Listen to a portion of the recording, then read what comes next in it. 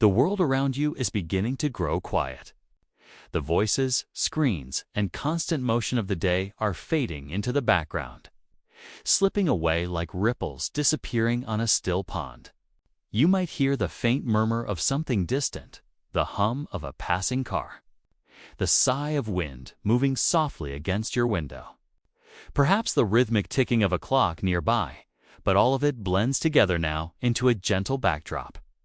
It is the kind of quiet that doesn't feel empty, but rather protective, like a warm blanket wrapping around you at the end of a long day.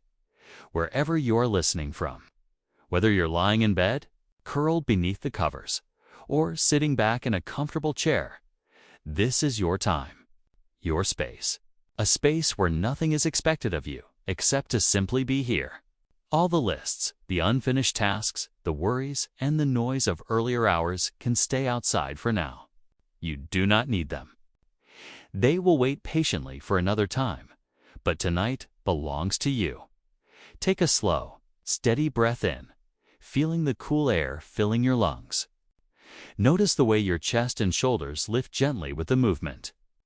Then release it slowly, letting each muscle in your body soften just a little more with the exhale. Allow the breath to feel unhurried, as though each inhale gathers calm and each exhale releases the weight of the day. You can let your eyes close if they wish to, or you can let them rest halfway, softening your gaze as you listen. This journey will not be rushed.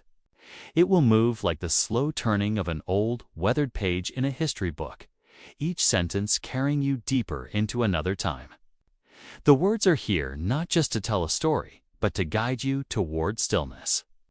As you listen, you may notice your thoughts beginning to drift, perhaps touching on memories, perhaps floating through images you can't quite name, and that is perfectly fine. This is a space where drifting is welcome.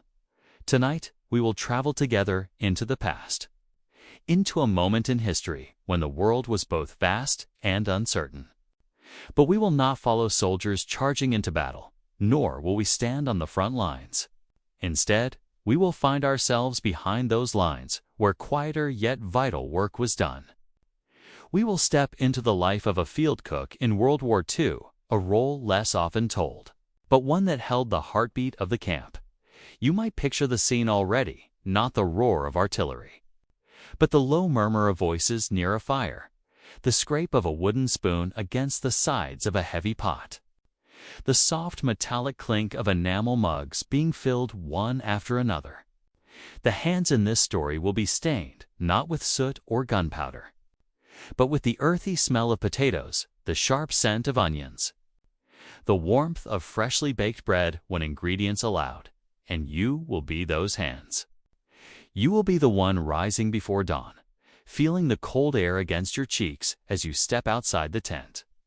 You will be the one tasting the stew to be sure it is seasoned just right, even when the ingredients are humble and the rations must stretch far. You will serve those who march and labor, giving them the fuel they need to keep going. Your work will not be celebrated with medals or parades, but with the quiet gratitude of those who return to camp weary, only to find a bowl of something hot waiting for them. As we begin, let the present moment fall away. Imagine your surroundings shifting, your walls or ceiling replaced by open air, your familiar bed or chair giving way to the hard but grounding feel of wooden boards or packed earth beneath your feet. The air is cooler here, touched by the faint scent of wood smoke drifting from a nearby fire. Somewhere, canvas tent walls ripple faintly with the night breeze, their edges glowing soft gold where the firelight touches them. Your breathing is steady now. Your shoulders rest more heavily. The space between one thought and the next begins to grow longer. Already, you are starting to cross that quiet bridge between here and there, between your own time and the winter of 1943, when snow clung stubbornly to the ground at the edges of camp and the nights stretched long and still. The journey ahead will unfold slowly. We will wander together through the sights, the sounds, and the quiet labors of a world at war, but seen through the eyes of someone who works not with weapons, but with warmth. There will be mornings of peeling vegetables by the light of a kerosene lamp, afternoons of hauling water from the pump, evenings of stirring pots while the sky darkens above. And through it all, a rhythm of life that persists despite the chaos beyond the camp's borders. So, rest now. You do not need to prepare for anything but listening. The story will come to you, flowing at its own pace, wrapping around you like the steady heat of a campfire on a winter night. Feel the weight of the day slipping further from your shoulders. Hear the low hum of history beginning to rise. Soon, the first light of dawn will find you standing beside a stove in the heart of a field kitchen. But for now, we linger here, on the edge of the story, breathing slowly and letting the quiet take hold. The story opens with the faintest suggestion of movement in the air, as though time itself is taking a breath. In the darkness behind your closed eyes, you begin to sense the shapes of another place emerging, outlines that slowly gain detail, like an old photograph, coming into focus under the soft glow of a developing lamp. The sound reaches you first, the muted crackle of firewood, burning low but steady. It's a comforting sound, one that doesn't rush or demand attention, but simply keeps on existing, dependable. Underneath it, there's the gentle clink of metal against metal, as if a ladle is tapping lightly against the rim of a pot. Somewhere close, boots scuff over packed dirt. Moving with an unhurried rhythm, your breath finds that rhythm, matching it. With each inhale and exhale, you step a little more into this world. The scent comes next. Smoke, yes, but also the deep, earthy aroma of boiled potatoes, the sharper note of chopped onions, and something faintly savory lingering in the cool night air. It's the kind of smell that doesn't just register in the mind, but settles deep in the chest, triggering a quiet awareness of hunger and comfort at the same time. When your vision clears, you're standing in the center of a small clearing, surrounded by the sleeping shapes of tents. Their fabric walls ripple faintly with the passing breeze, the sound dry and papery. Above them, the night sky spreads wide and endless, a deep, velvety black scattered with stars. A low moon hangs just above the horizon, casting silver light across the frost-laced grass dot in front of you. The heart of the field kitchen glows warmly against the cool air. There's a makeshift table built from rough planks, its surface dusted with flour and ringed with marks where knives have worked again and again. On one side sits a crate of vegetables, their skins dulled with the dirt of distant farms. On the other, an enamel basin brims with cloudy water, a cloth draped over its edge. And in the middle of it all, the stove, a squat, iron-bellied thing, patched with years of repairs, yet still radiating steady heat. A dented pot rests atop it, steam curling lazily from its rim. A figure moves in the half-light. You recognize the uniform, not the pressed finery of parades, but the worn, practical layers of a soldier working far from the front. The jacket is thick. It seems showing small mends where the fabric has worn thin. A scarf, once army issue but now fraying, is looped loosely around the neck. The face above it is neither tense nor smiling, just steady, the expression of someone whose days follow a rhythm that has become second nature. This is you. You notice your own hands, chapped from the cold, with faint traces of flour still dusting the knuckles. The skin bears the marks of your work, a faint cut here, a patch of dryness there, but they are strong hands, practiced hands. Hands that know the exact weight of a ladle filled with stew and how to balance it without spilling a drop. It's early, much earlier than most in camp will rise, but this is when your day begins. The fire has to be lit long before the first rays of sun touch the horizon. Breakfast needs to be ready when the others are roused, and lunch must follow quickly after. You work not by the clock, but by the slow turning of the sky, by the knowledge that soldiers will return hungry no matter what the hour, and you must be ready. Your boots crunch faintly over the frost as you cross to the table.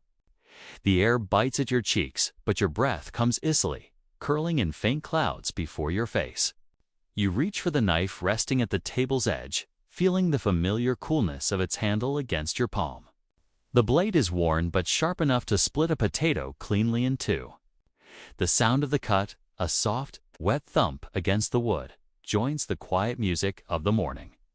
Somewhere in the distance, a watchman coughs into the cold. From farther still comes the faint hum of a generator, a soft mechanical drone that feels oddly far away from the world of the kitchen. Here, in this small space, time feels slower. Older, a kettle rests on the stove beside the pot, the water inside just beginning to simmer.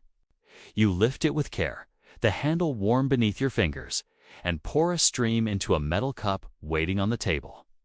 The steam rises in soft swirls, carrying the scent of tea leaves, not fresh, but familiar, the kind that warms from the inside out. You take a slow sip, the heat blooming across your chest, and let your shoulders relax a little more. Even now, you can feel how the work here connects you to something greater than yourself. You are part of the unseen machinery that keeps the camp alive, not the machinery of war, but the quiet chain of effort that ensures there is something warm to eat, something hot to drink, when men and women return from long hours in the cold. You will not be mentioned in dispatches, but your work will be remembered in moments of relief and comfort, in the simple, grateful nod of someone accepting their bowl at the end of a hard day as the kettle settles back into place. You glance toward the eastern horizon. There's a pale band of light beginning to gather there, the faintest promise of sunrise. The stars are still bright, but already the darkness feels less complete. Soon the camp will stir. Boots on frozen ground, the shuffle of gear, voices low and hushed before the day begins in earnest. But for now, this is your moment. The quiet before the first wave of movement. When the kitchen belongs to you alone, you draw in another deep breath, letting the scents and sounds of this place fill you fully. The fire pops softly, sending up a brief spark. The cold air moves gently across your face, carrying with it the faint scent of pine from somewhere beyond the tents. In this stillness, it's almost possible to forget the wider world entirely. And that's where we will begin, with the rhythm of your own breathing, the glow of the stove, and the slow arrival of dawn in a camp that depends on your hands. Soon you will serve the first ladles of soup, and the day will unfold in quiet labors and fleeting moments of rest.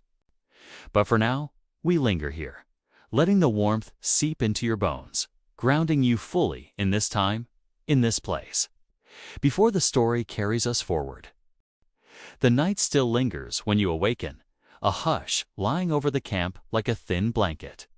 The stars above are beginning to fade, their brilliance softening as the horizon slowly, cautiously begins to brighten. There is no sudden sunrise here, only a gradual easing, a tender fading of shadow into muted gray.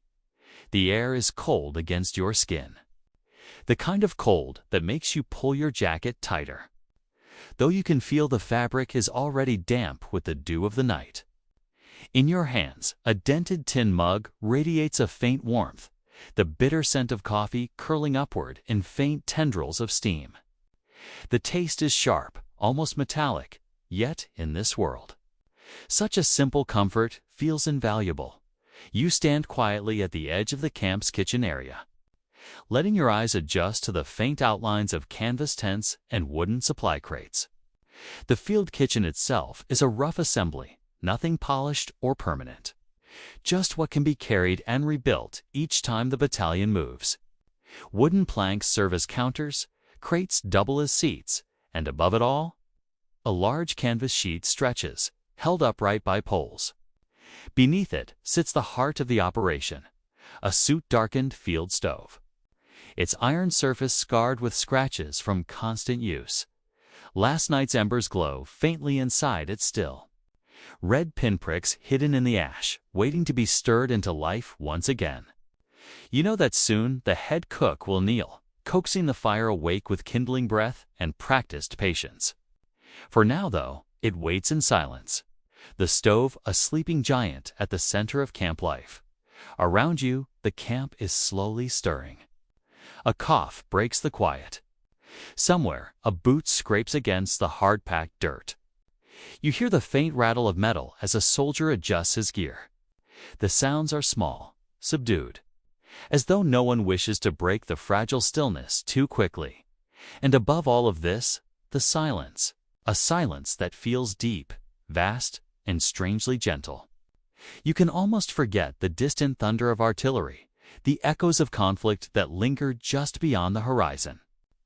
In these first quiet minutes of dawn, the war feels far away, as though it belongs to another world. Here, there is only the camp, the smell of smoke, the slow rising of the light. You take in the smells around you, for smells tell the truth of a place even when words cannot. There is the sharp tang of coal smoke mixed with the damp musk of wet earth. The faint trace of last night's stew clings to the air, 2 potatoes, carrots, and the barest scraps of meat. The stew itself had been thin, stretched as far as it could go. But the warmth of it had filled bellies and lifted spirits, and in the quiet of morning, you can still sense its comfort lingering near your feet. A stack of supply sacks rests against a crate. You glance at them. Coarse flour for bread or dumplings, tins of beans with their labels worn from handling, powdered milk in dented cans, and a bundle of onions tied loosely with twine. These are humble ingredients, far from luxurious, yet in the hands of the cooks. They will become meals that remind soldiers of home. A soldier passes by, nodding to you. His face looks pale in the dim light, his cheeks hollow from long marches and short nights. His uniform hangs loosely, worn at the seams, his boots caked with dried mud. And yet, in his eyes, there is a spark, something faint but enduring. He glances toward the kitchen as though to ask silently what breakfast might be, and then moves on, his shoulders squared against the chill. The morning deepens. The faint light grows stronger, turning the gray horizon into streaks of pale gold. A bird calls somewhere, distant and clear. You look toward the stove again, and this time you see one of the cooks crouching beside it, striking flint to steel.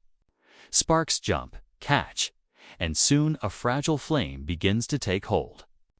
The smell of smoke sharpens, and soon thin tendrils of it rise into the air, curling and drifting like ghosts. The water bucket is poured into a pot, and as the iron warms, you hear the first faint hiss of heat meeting cold.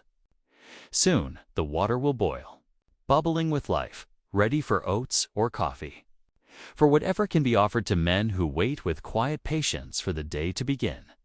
You stand a little closer now, letting the warmth of the rising fire brush against your chilled skin. The embers flare, glowing brighter with each breath of air, each careful stoking of the wood. You watch as the flames catch, spreading, filling the stove with a steady glow. This, more than anything, signals the beginning of the day. Around the camp, the stillness begins to lift. More soldiers emerge from their tents, stretching, rubbing weary eyes, adjusting belts and straps.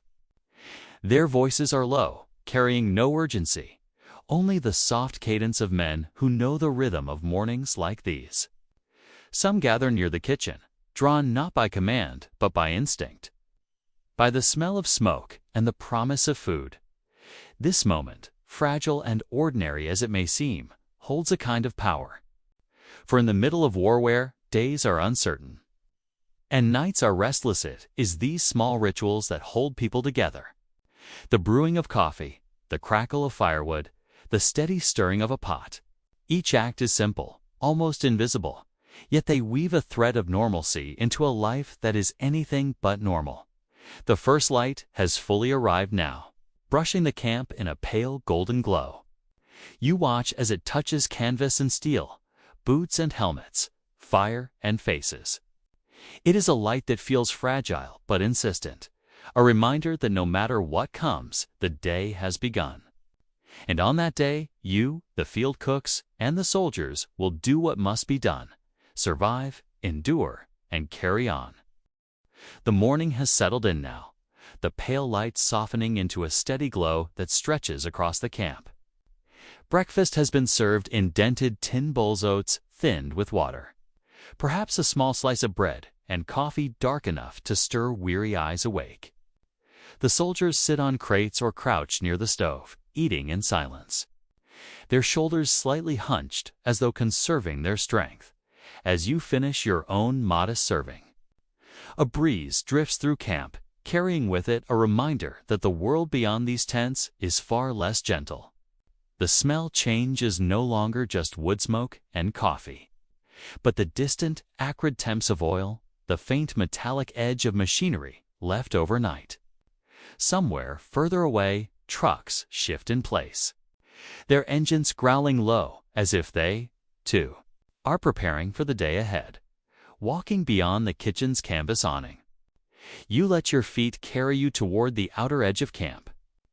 Here, the ground is hardened by constant passage, boots and tires leaving it firm, rutted, and familiar. The horizon lies open, though stretching wide, a landscape both peaceful and scarred.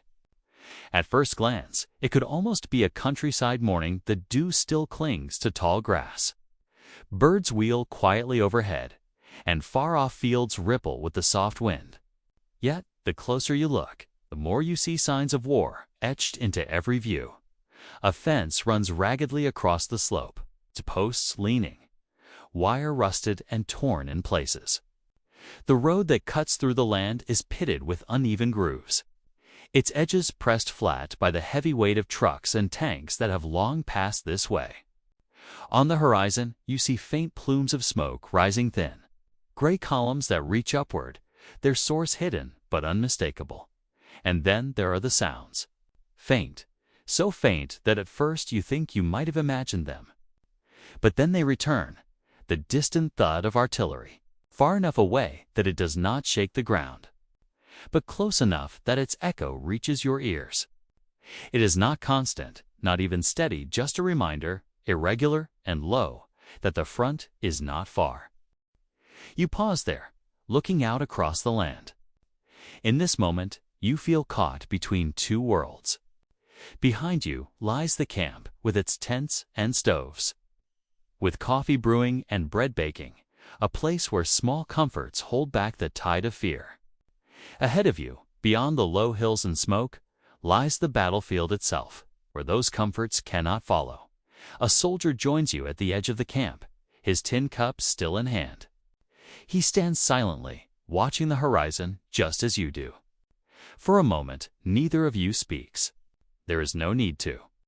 The silence between you carries its own understanding that beyond this ridge, lives are being fought for and perhaps lost, while here, for now, there is only waiting. The soldier sips the last of his coffee, then kneels to adjust the laces of his boots. His movements are unhurried, almost meditative, as though even tying a knot deserves care. You find yourself noticing how such small actions gain weight out here. A tightened strap, a polished buckle. The way a helmet sits just so all of it feels like preparation not only for the day, but for survival itself. Your gaze drifts back to the camp behind you. From here, you can see the cooks still busy at their work. Though breakfast is nearly finished, the rhythm of the kitchen never truly pauses. Pots are scrubbed with sand and water, knives wiped clean, flour sifted, and supplies inventoried. Already, thoughts turn to the next meal. How much rice is left? Whether the beans will stretch far enough? Whether the next ration delivery will arrive on time? It is a world of calculation and quiet planning, but it is also a world of care. For the food served here is more than nourishment. Tip is a tether to normalcy. Each spoonful of stew or slice of bread carries a reminder of kitchens left behind, of families waiting at home, of dinners once shared in warmth and safety. And so, even on the edge of the battlefield, the field cook's work becomes something greater than itself. You close your eyes for a moment, letting the air move softly against your face. It smells faintly of earth, of smoke, of something metallic that lingers beneath. When you open them again, you see movement along the road and approaching truck, its canvas cover flapping in the breeze. It rattles and shakes as it draws nearer, every joint and hinge groaning under the weight of its cargo. The truck pulls into camp slowly, its tires crunching the gravel beneath. Soldiers rise from where they've been sitting, some moving closer to unload supplies. Crates are heaved down, bread, dried meat, sacks of flour, a scattering of vegetables that have somehow survived the journey. The cook shouts instructions, pointing to the pile of goods that will, in a few hours' time, transform into dinner. It is a small scene, ordinary in its repetition, but as you watch, you feel the layers of it unfold. Each crate is more than wood and nails. It is reassurance. Each sack of flour is more than weight. It is proof that someone, somewhere, is thinking of those who eat it. In war, even the simplest deliveries carry meaning. The soldier beside you finishes tying his boots and rises, his face turned once more toward the horizon. He nods, almost to himself, then begins walking back toward the tents.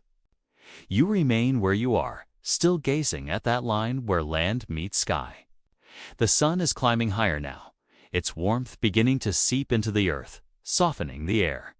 Birds continue to circle, their wings glinting in the light. You take a deep breath, letting the air fill your lungs. The morning is no longer new, but it is still quiet, still holding something fragile. You sense that this edge, this place where camp meets battlefield, will always carry a certain stillness, a threshold between two worlds. And as you stand there, you carry that awareness with you, that even here, at the boundary of conflict, there is space for breath, for reflection, for calm. The heart of the camp is not only found in the barracks or along the perimeter, but in the kitchen itself. You return toward the cluster of tents where the cooks are at work, and you begin to notice how much life circulates here, as though every hour of the day has its own rhythm, its own quiet music. The cook greets you with a nod, his hands dusted with flour from kneading dough. His sleeves are rolled up, his apron already stained, though it is still early. Around him, the kitchen tent hums with steady purpose. Large kettles hang from iron hooks, their contents simmering, sending up little spirals of steam. The smell shifts with every step you take, sometimes sharp with onions, sometimes earthy with potatoes, sometimes faintly sweet when someone opens a crate of apples. Their skins still bright with the memory of orchards far away. Every item here feels precious, guarded, and counted. On a wooden table, you see small piles of ingredients carefully arranged. A stack of carrots, a bundle of leeks, a jar of dried beans. Each one is destined to be stretched as far as it can go, transformed into something that can fill not only stomachs, but also spirits. A cook stirs a pot slowly, tasting with a battered spoon, then adds a pinch of salt, no more, because there is never enough to spare. Around the edges of the kitchen, soldiers wander in and out, drawn by the warmth, the smells, or perhaps the company. One lingers to peel potatoes, his knife scraping rhythmically against the skins. Another wipes down the long wooden bench where bread will soon be placed to cool. These are not official duties, not orders barked down the chain, but small acts of sharing, gestures that make the work lighter. You watch as the dough is shaped into rough rounds, then slid into the camp's field oven. The oven itself is little more than a brick and iron structure hastily built near the tents. Yet it radiates a steady heat, and when the loaves emerge, their crusts crackle softly in the air. The smell drifts outward, catching the attention of soldiers across camp. Heads turn, conversations pause, and a little wave of anticipation spread has always carried with it a certain magic. Nearby, someone chops onions for the midday stew. The sound of the knife thok-thok becomes part of the background rhythm, joining the hiss of the kettle, the scrape of spoons, the faint murmur of voices. Even here, so close to war, the kitchen hums with the same noises you might find in any household, any town, any place where food is prepared with care. It feels familiar, grounding, almost ordinary. And yet, you sense how fragile it all is. Every recipe is improvised, shaped by what has arrived in the last supply truck or what can be scavenged from the countryside. Some days, the meals are hearty enough. Beans thickened into soup, bread with butter, maybe a sliver of meat stretched across a dozen bowls. Other days, the food is thinner, portions smaller, the flavors muted by necessity. But always, always, there is food. You take a seat on a wooden crate, watching the activity around you. One of the younger soldiers is telling a story as he peels carrots. His voice soft, but carrying enough for the small group nearby to hear. It is not a story of war, but of home, of a kitchen table back in Illinois, of his mother's cooking, of Sunday afternoons when the house filled with the smell of roast chicken. The others listen quietly, some smiling faintly, some staring off as though the memory of their own homes has been stirred. The cook, listening as he kneads another round of dough, chuckles softly. "Every man's mother is the best cook in the world," he says, his voice low, carrying a warmth that momentarily softens the air. The others nod, and for just a heartbeat, the camp feels less like a camp, and more like a kitchen anywhere else. As the morning stretches toward midday, the kitchen grows busier. Large pots are lifted carefully onto the stoves, filled with chopped vegetables, beans, and a few precious scraps of meat. Water is ladled in, stirring the mix into something that will, in time, resemble stew. The smell begins to spread outward, richer now, warmer, wrapping itself around the camp like a familiar blanket. Soldiers passing by glance in, some offering a smile, some offering only a tired look that seems to say, "Thank you," when the bread finally emerges from the oven. Golden and steaming, it is carried out carefully and placed on the wooden bench to cool. The crusts crackle as the air hits them, the sound faint but comforting. Soldiers gather closer, drawn as though by instinct, though they keep their distance until the cook nods permission. A loaf is broken, and the inside is soft, the steam curling upward into the cool air. For a moment, the camp is hushed, focused only on that first bite of bread chewy, warm, sustaining. You realize then that the kitchen is not only about food. It is about ritual, about the preservation of something human in the midst of something inhuman. Every chop of the knife, every stir of the pot, every loaf placed on the bench is a quiet act of resistance against the chaos just beyond the horizon. The war may rumble in the distance, but here, for this hour, there is bread, there is stew. There is warmth as you sit there, breathing in the smells. Feeling the gentle heat from the stove, you notice how even your own body relaxes. Shoulders loosen, breath steadies, and the mind, once pulled in many directions, finds itself anchored.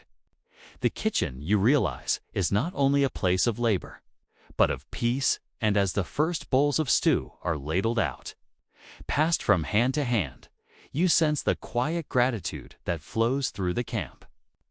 Gratitude not only for the food itself, but for the reminder it brings that even here, at the edges of war, there is still care, still comfort, still life. The morning begins softly. The camp stirs not with alarms or sudden shouts, but with a quiet ripple, as if the world itself is waking alongside you. You step from the edge of your cot and into the pale light of dawn, where the faintest mist still lingers on the grass. Around you, the sounds of men rising are gentle and unhurried boots laced. Jackets pulled tight against the chill, the muted scrape of tin cups as water is poured for washing. The war is there. Beyond the horizon, yet here in the small clearing of the field kitchen. The moment feels unhurried, almost timeless.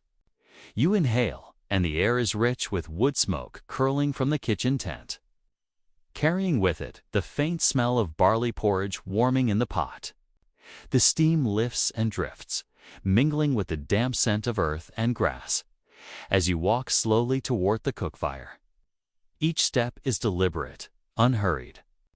You hear the crunch of gravel beneath your boots, the soft rustle of canvas as a flap is tied back to let in the air.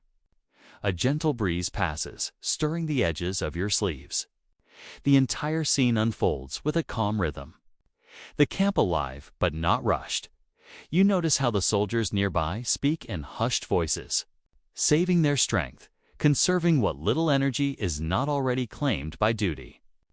A man sits on a wooden crate, adjusting the buckle of his pack. Another runs his fingers through his hair, trying to tame it before the long day begins. In the distance, a bugle sounds faintly, its notes soft in the mist, calling but not demanding. You are not only an observer, here you are part of this rhythm, breathing in time with it. Your steps guide you toward the kitchen tent, where the cook is already moving with the precision of habit. He stirs the pot, lifts a ladle, tastes, and nods faintly to himself. Behind him, another soldier kneads dough, pressing his palms into the soft surface again and again. Steady, unbroken, as though each motion is a meditation. You sit nearby, letting the warmth of the fire touch your skin. The crackle of the wood is soft, almost like a lullaby, blending with the low hum of voices. For a moment, your gaze drifts outward across the camp. Beyond the tents, you see the line of trees, their leaves trembling gently in the early light. Beyond that, faint hills rise in quiet layers, their edges softened by the mist. The landscape feels suspended in time, caught between night and day, peace and conflict. The cook places a tin bowl in your hands. The porridge is simple barley, a touch of salt, a spoonful of dried fruit mixed in, but the steam rising from it is comforting. You lift the spoon slowly, tasting, and the warmth spreads from your mouth to your chest, grounding you in the moment. Around you, other soldiers eat in silence, the occasional clink of spoon against tin breaking the quiet. The food is plain, yet it carries something deeper. It sustains, it reassures. It reminds each man here that he is still alive, still human. As you eat, your eyes wander again to the horizon. The mist is thinning now, and the first rays of sun touch the tops of the trees. The colors shift gently, soft golds, pale blues, hints of green emerging.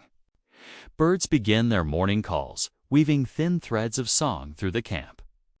Each sound feels like a note in a greater melody, slow and soothing. In this quiet, you imagine the thoughts of the cook himself. He does not speak much, but you sense the rhythm of his mind in the rhythm of his hands. He remembers markets from his youth, perhaps stalls piled high with vegetables, the calls of merchants, the smell of warm bread sold at the end of the day. He remembers family tables, laughter shared over bowls of soup, the rituals of meals taken in peace. Now, in this camp, he carries those memories with him, shaping them into the meals he creates for others. His work is not only about feeding bodies, it is about anchoring souls, grounding men in the familiar, even as the unfamiliar presses in. You finish the last spoonful of porridge, letting the warmth settle. Around you, men gather their gear, some stretching, some checking their boots, each movement quiet, deliberate. The day will carry them outward, perhaps toward drills, perhaps toward labor, perhaps toward patrol. But for now, in this moment, there is only stillness and the gentle rhythm of the kitchen. The cook begins preparing for midday, already chopping vegetables, setting aside loaves of bread to rise. His motions are steady, his focus unbroken. The soldiers drift away one by one, leaving behind only the faint sounds of their steps and the lingering scent of smoke. You remain a little longer, breathing deeply, watching the thin spiral of steam rise from the pot. The camp exhales with you, and for a time, all feels calm. The day drifts forward softly, as though time itself has slowed to a steady heartbeat. By late morning, you find yourself walking along the camp supply road, where soldiers and quartermasters move quietly among wagons, crates, and bundles. The war, though distant in sound, is always near in spirit. Yet here, the rhythm is not of battle, but of preparation, order, and survival. The path beneath your boots is worn but steady, pressed smooth by countless feet. Dust rises in faint curls with each step, floating briefly before fading into the warm air. The convoy of wagons is lined neatly along the road, horses shifting their weight slowly, their tails flicking lazily at flies. The sound of harness bells jingles faintly, delicate note that lingers in the quiet like a lullaby. You pass wooden crates stacked 2, sometimes 3 high. Their markings are simple stenciled letters, numbers, and faded symbols indicating rations. Flour, dried beans, tins of meat, and sometimes soap. Each box carries with it the promise of meals yet to come. The continuation of life through the simplest but most essential comforts. Soldiers lift them with careful strength, balancing their loads as though every grain within matters. Beyond the wagons, you notice a small line forming. Men gather near the quartermaster's desk, where supplies are counted and noted. The voices are hushed, respectful, as though all understand the fragility of these resources. A man receives a bar of soap, another a pouch of tea leaves, another a bundle of socks rolled tight. Each item, however small, is cherished. You walk further, your pace unhurried. A faint breeze carries with it the scent of hay from the horses, mingled with the sharp tang of canvas and leather straps. Somewhere nearby, someone is peeling potatoes into a tin basin.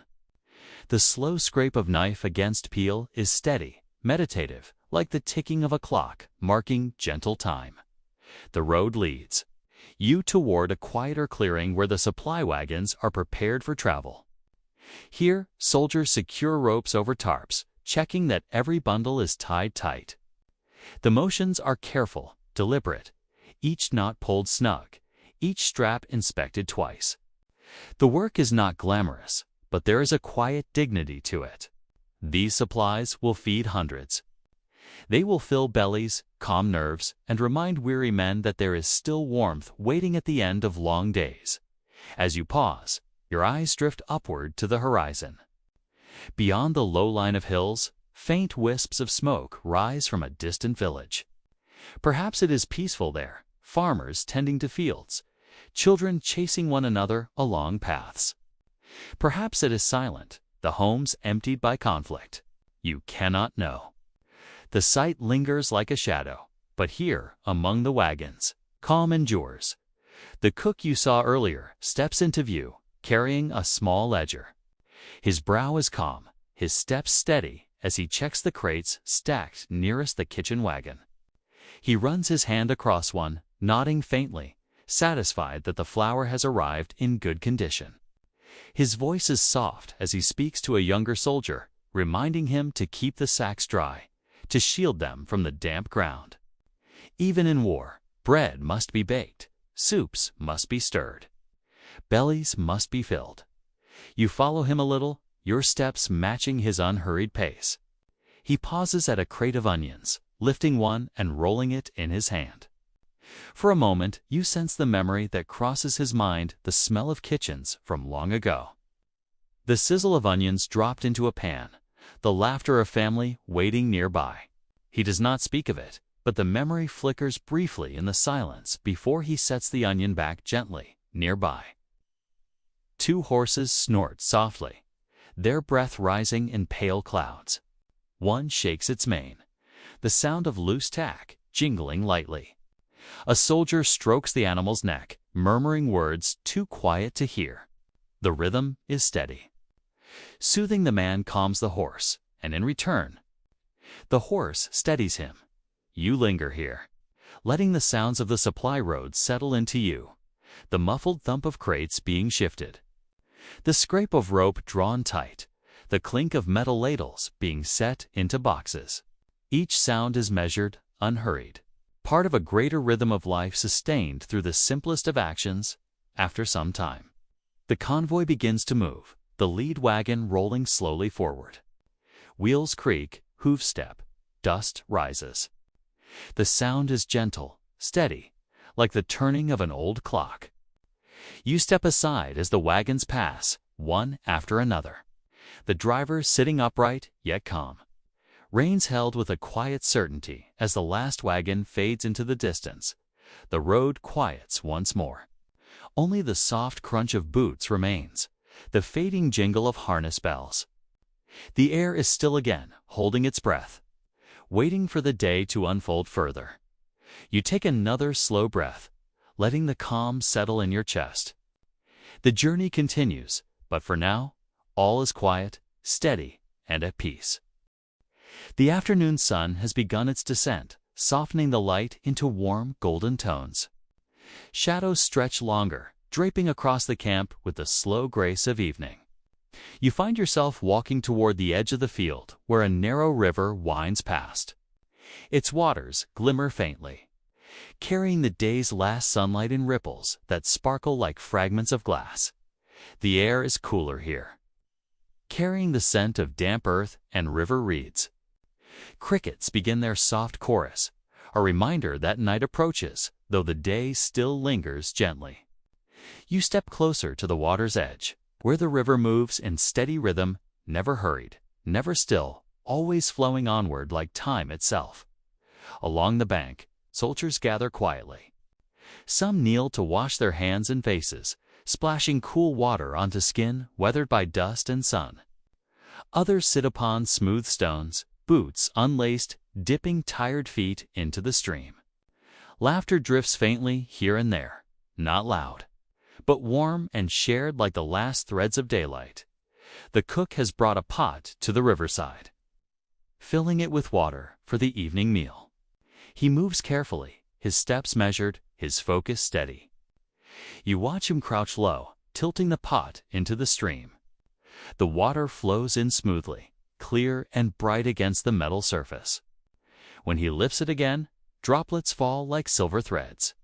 Catching the fading light dot nearby, a soldier hums a low tune, the melody simple, almost like a lullaby. His voice blends with the chirping crickets and the quiet splash of the river. Others listen without comment, their heads bowed in thought, some polishing their utensils, others simply resting. The sound settles over the group like a blanket. Softening the edges of the day, you settle onto a flat stone yourself, gazing across the water. On the far bank, reeds sway gently in the evening breeze. Their tips bend and straighten again in a rhythm so calm it feels as though the earth itself breathes with you. The river becomes a mirror now, catching the reflection of clouds that drift lazily across the sky. Their edges glow pink and gold, slowly melting into deeper shades of violet.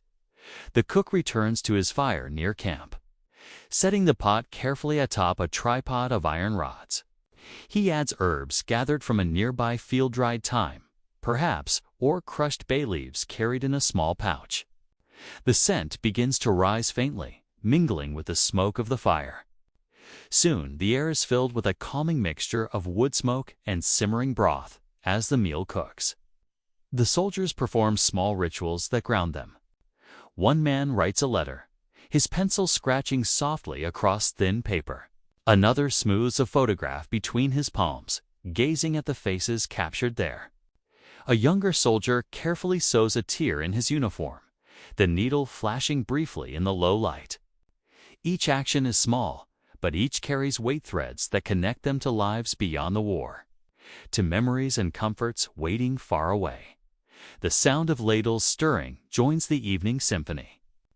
The cook tastes the broth, nods to himself, then sprinkles in a pinch of salt. He adds a handful of chopped potatoes, their pale cubes slipping beneath the surface with soft splashes. Steam rises now in curling tendrils, drifting upward and catching the glow of the fire like mist touched by sunlight. You watch quietly as bowls are passed along. Each soldier receives a portion. Simple but filling broth, potatoes, perhaps a few beans, perhaps a scrap of meat. They eat in silence at first, heads bowed, savoring each spoonful. Then conversation rises gently, not in excitement, but in murmured tones, like the steady hum of bees in a summer field. The river reflects the first stars now. Tiny pinpricks of silver scattered across a deepening sky. You tilt your head upward, following them as they emerge one by one. The night unfolds slowly, gracefully, as though it has all the time in the world. The cook, having finished his meal, sets his empty bowl aside and simply sits. His eyes rest on the fire, the flames dancing in quiet rhythm. Perhaps he thinks of home, of kitchens far away, of meals cooked not for soldiers but for family. His face is calm, though lined with thoughts unspoken. You sit a while longer by the river, letting the sounds of water, fire, and low voices blend together. The world feels distant. Here war, worry, uncertainty all softened. Wrapped in the stillness of evening, at last, the bowls are washed in the river, stacked neatly beside the fire. The cook stirs the last embers, coaxing them into gentle ash. The camp settles into silence. Only the river continues its steady song, carrying the day away into night. You breathe deeply, feeling the peace of this moment linger, as though the river itself carries your thoughts into calm. Night has fully arrived. The last traces of gold have faded from the horizon, replaced by the deep indigo of the evening sky. The river, which shimmered with sunlight only hours before, now reflects the vast dome of night. Stars scatter across its surface, rippling gently whenever the current shifts. You walk slowly back toward the camp. The ground cool beneath your steps, the grass brushing softly against your boots. The air is fresh and damp, carrying with it the sense of wood smoke and cooling earth. Somewhere nearby, a single owl calls out a low, haunting note that echoes over the stillness. The fire at the heart of camp burns low now, its flames reduced to glowing embers. They pulse in shades of orange and red, like the steady heartbeat of the night. Around it, soldiers settle into quiet. Some lie wrapped in blankets, faces turned toward the sky. Others sit in silence, their hands folded, their thoughts carried far away. The cook, his tasks complete, rests against a wooden crate. His cap sits loosely on his head, and in his lap lies a simple notebook. By the light of the fire, he writes slowly, his pencil moving with deliberate care. Perhaps he records the day's meals, or perhaps he writes to a family he hopes to see again. His face, once focused on chopping, stirring, and serving, now softens into reflection. You pause near him, noticing the way the firelight flickers across the pages of his book. The pencil scratches quietly, blending with the crackle of the fire. It is not hurried writing. It is calm, thoughtful words, shaped not for command, but for comfort. Beyond him, soldier rolls onto his side, gazing at a photograph tucked beneath his pillow. Another hums softly, the same tune heard earlier at the riverside, though now it is slower, like a lullaby fading into dream. The sound carries through the camp, gentle and unbroken, until it fades naturally into silence. Above, the stars shine brighter with each passing moment. Their light is soft, almost tender, as though the sky itself leans down to watch over the resting camp. You tilt your head back, letting your gaze drift upward. The constellations spread across the heavens, ancient patterns known by soldiers and travelers for centuries. Perhaps the cook knows them too. Those bright guides that once led sailors across oceans and shepherds through wide fields. A thin crescent moon rises, silver against the dark canvas of sky. Its light touches the river, turning the surface into a ribbon of liquid pearl. You breathe deeply, the cool air filling your lungs, the rhythm of the river blending with your own heartbeat. The world feels slowed, softened, as though wrapped in a blanket of night. The cook sets aside his notebook and closes his eyes for a moment. His hands, rough from long days of chopping and stirring, now rest still. The fire crackles softly nearby, but he seems almost asleep where he sits suspended between wakefulness and rest. You take your place at the edge of the camp, lying back upon a bedroll spread across the earth. The ground is firm but steady, supporting you, grounding you. You listen to the quiet all around, the steady flow of the river, the rustle of reeds, the gentle breathing of men settling into slumber. One soldier murmurs a prayer, his words soft, spoken not for others, but for himself. Another stirs in his sleep, sighs, and then falls still again. The cook pulls his blanket closer, curling slightly as his breathing evens out. Slowly, the rhythm of rest settles across the camp like a tide, calm and unstoppable. The embers glow faintly now, fading into deep red. The night stretches endless above you, vast and unbroken. Stars shimmer gently, some steady, some flickering like candle flames in the distance. You allow yourself to drift with them, to imagine their light as a net of safety cast over the camp, holding everyone within a circle of quiet peace. The river continues to sing, its voice eternal, unchanged by war or worry. You focus on its sound, the slow, steady flow that feels like a lullaby written by nature itself. With each passing moment, its rhythm carries you further from wakefulness. Deeper into calm, your body feels heavy now, safe, supported. The cook sleeps, the soldiers rest, and the world narrows to fire, river, and stars. Nothing is urgent. Nothing is hurried. The night holds you gently, guiding you toward rest, and as your eyes close, you feel the day dissolve completely, leaving only the promise of deep, unbroken sleep beneath the endless sky. The air grows quieter as the day winds down.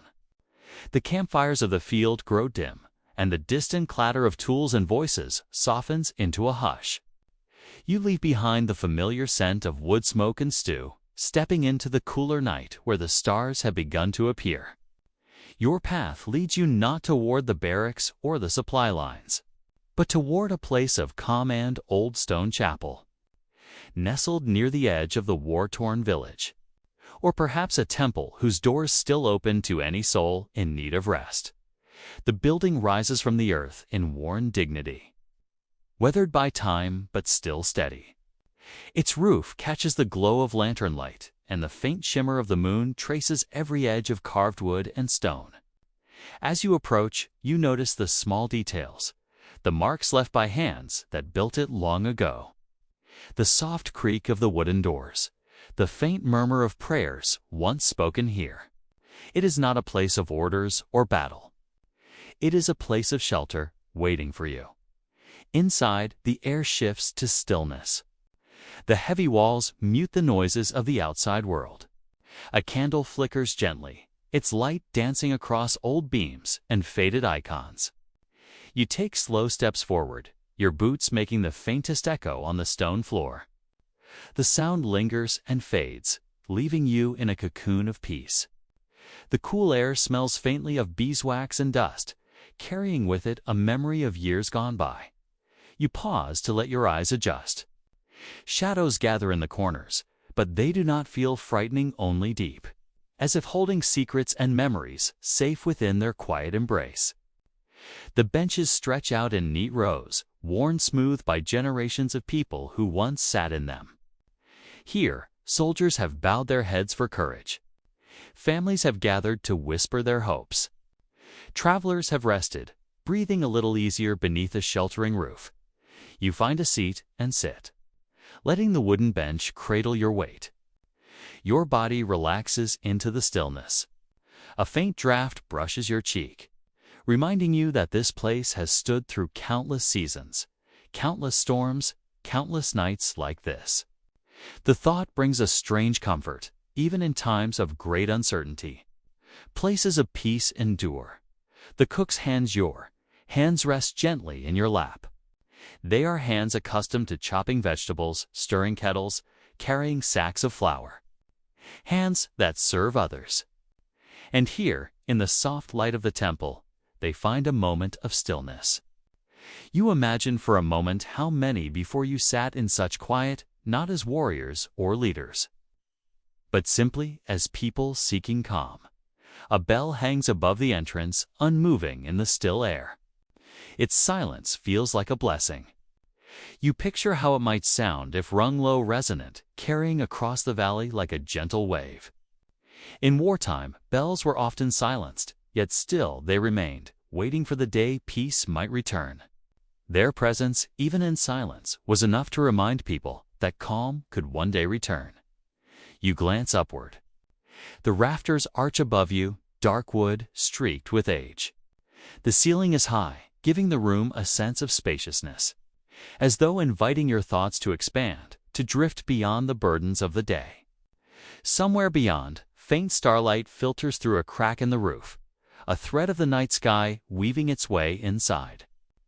You follow that faint glimmer upward with your eyes, and it feels as though the temple itself is breathing, taking in the stillness of the night, exhaling it gently into the room. The quiet is not empty. It is filled with subtle sounds, the soft hiss of the candle flame, the creak of the wood as it settles, the whisper of air moving gently across stone. These sounds lull you into a slower rhythm, inviting you to match them with your breath. Inhale, exhale, slowly, calmly. With each breath, the heaviness in your body lessens. Here, you are safe. The world outside may be uncertain, but within these walls, the only command is rest. The only duty is to breathe. You let your mind drift, imagining how others must have felt here. A soldier, weary from the march, kneeling to find courage for the days ahead. A child clutching a parent's hand, listening to stories whispered about hope. A cook, not unlike yourself, resting sore feet before returning to the fires and kettles that fed the weary. Each left a trace of their presence, and you are part of that gentle continuity. Time seems to slow. The flickering candlelight stretches into longer pauses. The silence deepens, and your body feels heavier, more relaxed. The bench beneath you feels softer, as if even the wood is welcoming you into its care. Your breath comes and goes like the tide, steady and unhurried. The temple holds you as the night deepens. Its walls feel strong around you, its silence wrapping you like a blanket. Whatever weight you carried into this place loosens, falls away, and drifts out into the quiet. You sit with only yourself, the flame, and the stillness. When you leave the quiet shelter of the temple, the night has deepened. The air feels cooler now, carrying with it the soft perfume of damp earth and grass. You walk slowly, your steps measured and easy, following a narrow path that winds away from the stone walls and toward the river. The sound comes first faint at a distance, then gradually clearer, the steady murmur of water flowing over stones.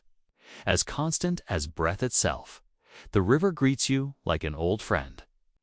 By day, it serves the soldiers, filling buckets, cleaning hands, cooling weary faces. But at night, the river belongs to silence. Moonlight rests gently upon its surface, turning ripples into silver threads. The current moves unhurriedly, as if time itself has slowed for this moment. You pause at the bank and watch. Reeds sway gently at the edge, their tips brushing against the water. A frog croaks somewhere unseen, its sound soft and rhythmic, blending with the river's voice. Fireflies drift above the grasses, glowing faintly like sparks rising from a faraway fire. Their gentle pulses create a rhythm, one that seems to echo your own heartbeat, steady, unhurried, calm. The river carries reflections of the night sky. Each star above appears twice, once in the heavens and once in the rippling mirror of the water. You notice how the current bends those reflections, reshaping them into flowing patterns. It is as though the stars themselves are traveling downstream, carried gently toward places unseen. You kneel at the water's edge and dip your hands into the cool stream. The touch is refreshing, the chill reminding you of its endless journey from mountains far away. You imagine the path the river has taken through forests, past villages, cross fields, and stones, always flowing, always moving forward. And yet here, in this moment, it feels as though it flows only for you, offering its calm presence. Behind you, the camp is silent.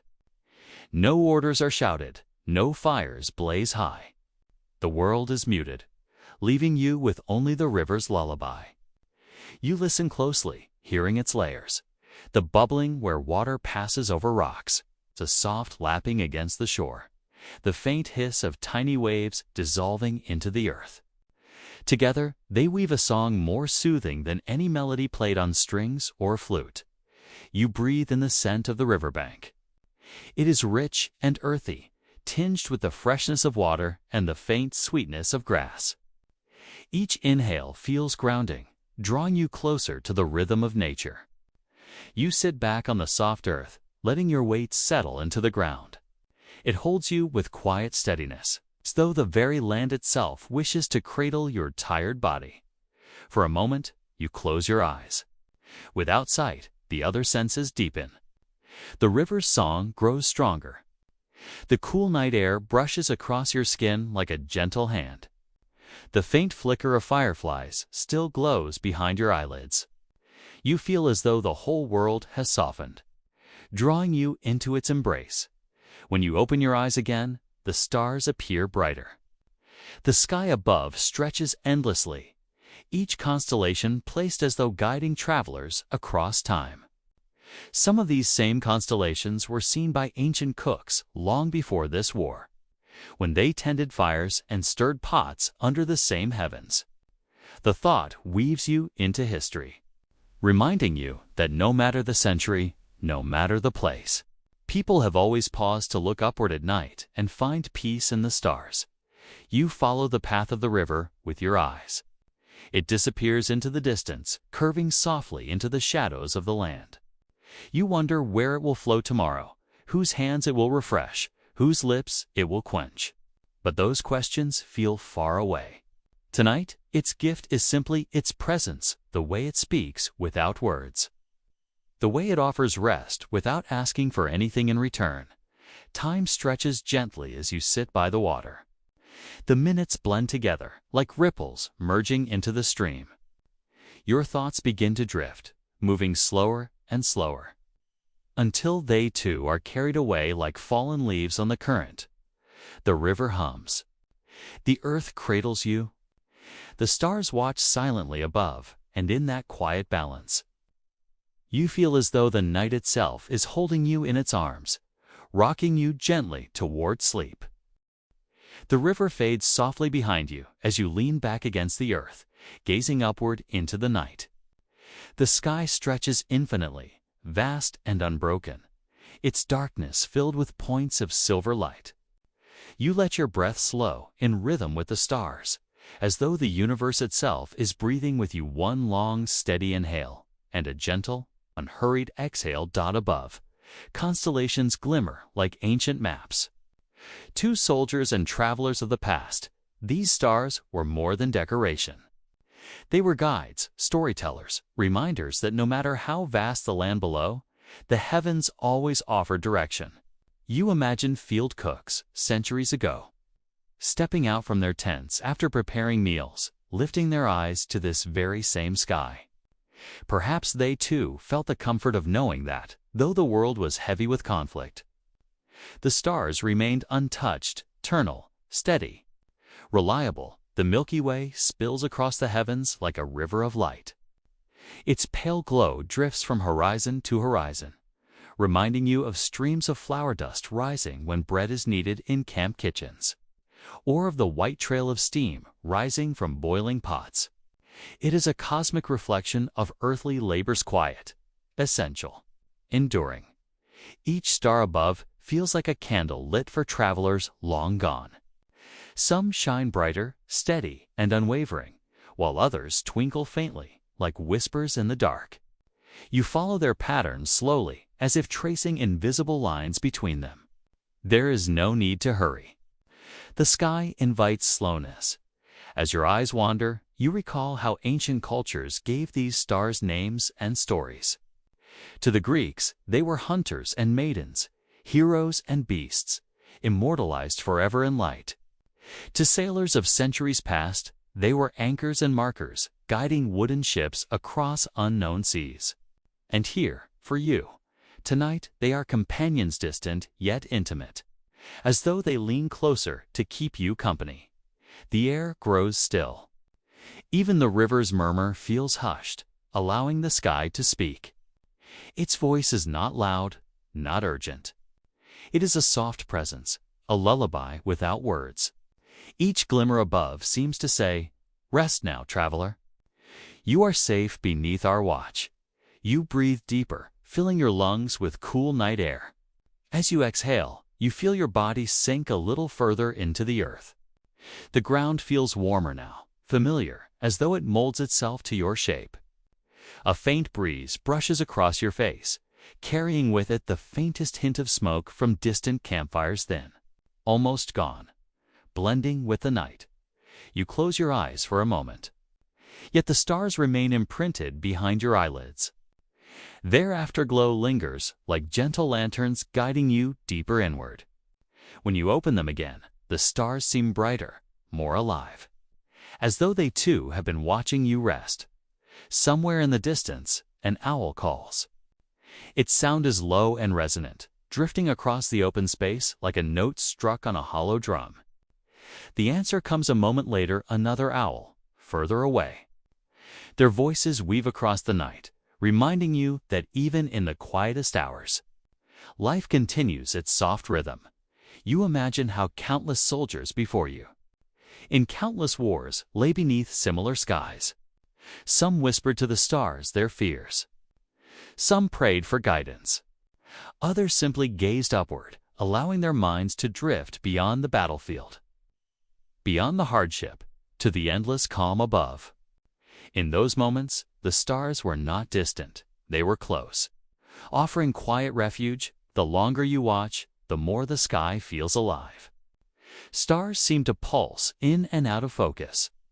Constellations breathe, their lines shifting like patterns on water. Slowly, gently, you feel your thoughts dissolving into the expanse.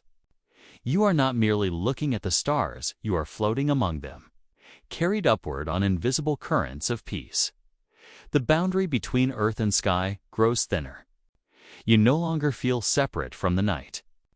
Instead, you are part of it, your breath blending with the wind, your heartbeat echoing with the rhythm of the stars. Time stretches out, endless and forgiving. Minutes may pass, or perhaps only seconds. The night sky does not measure time in the way people do. It measures in stillness, in light, in quiet endurance as you remain beneath the heavens. A sense of safety wraps around you. The world may be uncertain, battles may rage elsewhere, but here beneath this canopy of stars, you are untouchable. You are held in a vast, protective embrace, watched over by lights that have shone for millennia and will shine long after. Your eyelids grow heavier, blinking slowly, as though each blink is longer than the one before. The stars blur softly at the edges, turning from sharp points of light into gentle clouds of glow. They begin to shimmer like lanterns seen through mist, dreamlike and inviting. And as the night deepens, you realize you are no longer simply observing the sky. You are drifting with it, becoming part of its calm, endless rhythm. The stars whisper softly, "Rest, drift, sleep," and you listen. The night has deepened, and the air feels heavier with calm. The stars above still shimmer, but now they seem softer, blurred at the edges, as though you are already slipping between wakefulness and dreams. The earth beneath you is solid, steady, holding you as though it has known your weight for centuries. Every breath you take settles you further into stillness. The river, though distant now, continues its hushed song, a lullaby of moving water. It flows endlessly, like time itself, quiet, patient, eternal. The surface catches the moonlight in silver ripples, 1,000 shifting fragments of light drifting toward the horizon. Watching it, you feel as though your thoughts too are drifting away, carried gently downstream. Whatever worries lingered in your mind are loosened, dissolved, carried far beyond your reach. Around you, the sounds of the night are few but familiar. A rustle of grass as the wind brushes past. A faint clicking of insects hidden in the reeds. The low call of a night bird echoing across the valley. Each sound rises softly, then fades again, as though the world itself is breathing with you. rising and falling in unison. You imagine the field camps of history, rows of canvas tents. Fires reduced to glowing embers, soldiers already lying in their blankets, weary from long days of marching and labor. In those camps, cooks like yourself would often be the last to rest, cleaning pots, putting away knives, ensuring the next morning's bread was ready to rise. And yet, even they, at last, would step outside, wipe their hands on their aprons, and gaze at the night just as you are doing now. In that stillness, even in the midst of war, there was peace. The ground beneath you feels warmer now, shaped perfectly to your body. The air brushes gently across your skin, cool but kind. You close your eyes, and for a moment, the darkness behind your eyelids feels deeper than the night sky itself. It is a safe darkness, soft, embracing, endless dot. In that darkness, images begin to form. You see shadows of trees swaying slowly, their branches heavy with leaves that whisper secrets to the night. You see the faint outline of hills rolling into the distance, their slopes silvered by moonlight. And you see the quiet outlines of human lives, shadows of soldiers asleep, of horses resting, of smoke spiraling faintly upward from dying fires. It is a world suspended, a world waiting, a world wrapped in stillness. Your breath slows again, and you notice the rhythm of your chest, rising and falling like the tides. With every inhale, the air feels cool, refreshing. With every exhale, tension drains from your body, flowing out into the earth. Shoulders relax, arms grow heavy, legs sink deeper into comfort. Piece by piece, you are becoming lighter in mind, heavier in body. Drifting toward the threshold of sleep, the stars continue to glow above you, but now they seem less distant. You imagine them drawing closer, folding around you, like lanterns circling a traveler on a dark road. They do not burn harshly. Instead, they glow with the gentleness of candles, steady and warm. You feel protected beneath their watchful gaze. History itself feels distant now, as though the noise of the day, the clatter of pots, the voices of soldiers, the marching of boots has all faded into silence. What remains is the essence of life, timeless and unchanging, the land, the river, the sky, and your own quiet presence within it. Time begins to blur. Minutes slip into one another, indistinguishable. The night stretches endlessly, as though dawn will never come, as though this moment has been set apart from the rest of time to allow you to rest fully, deeply, without interruption. Your body feels heavier still, sinking deeper into comfort. The weight is not burdensome, it's grounding, steadying. You are anchored safely to the earth, unable to drift anywhere but inward, into rest. Your mind, however, grows lighter. Thoughts float upward like smoke, thin and insubstantial, disappearing into the night. There is no need to hold on to them, and so you rest here, caught in a gentle balance, heavy in body, light in mind. Safe, steady, timeless. The night deepens even further. The stars are still there, but they feel softer now, blurred into glowing clouds of light. The moon lowers gently toward the horizon, casting a faint glow that spreads like a blanket across the land. The air cools, the breeze slows, and the earth itself seems to exhale, as though it too is preparing for rest. You can almost hear the heartbeat of the world beneath you, a slow, steady pulse that matches your own. It is the rhythm of rivers, of winds, of seasons, of centuries. It is the rhythm of life itself, eternal and unbroken. As you surrender more fully to this stillness, the edge of sleep grows nearer. Your eyelids are heavy, your breathing slow, your body warm and secure. The night cradles you gently, rocking you deeper into rest. Like a boat drifting quietly across calm waters, the journey has carried you far. From the clamor of kitchens to the quiet of riversides, from the flicker of fires to the expanse of the stars. Now it carries you inward, into dreams, where history and memory dissolve into calm. There is nothing more you must do. No tasks to complete, no burdens to carry. Only rest, only quiet. Only the slow, steady drift into sleep. And as you hover on the edge of dreams, you hear once more the soft whisper of the night. You are safe. You are at peace. You are free to rest, and with that, you let go. The camp is quiet now. The chaos of the day has ended. The clang of pots and pans, the scrape of knives against worn wooden cutting boards. The hurried footsteps of men rushing to and from the field, kitchen, all of it has melted into stillness. What remains is only the faint glow of embers, soft against the darkened earth, and the steady rhythm of the night wind passing through canvas and cloth. It is in moments like this, when the world slows down, that memory becomes clearest. You sit near the cooling fire, its heat fading gently, and you notice how silence itself seems to carry weight. It is not an empty silence, but one filled with presence, the ghost of voices that once laughed here, the echo of conversations that drifted into the night, the sighs of men too tired to speak. Across time, thousands of similar camps once existed.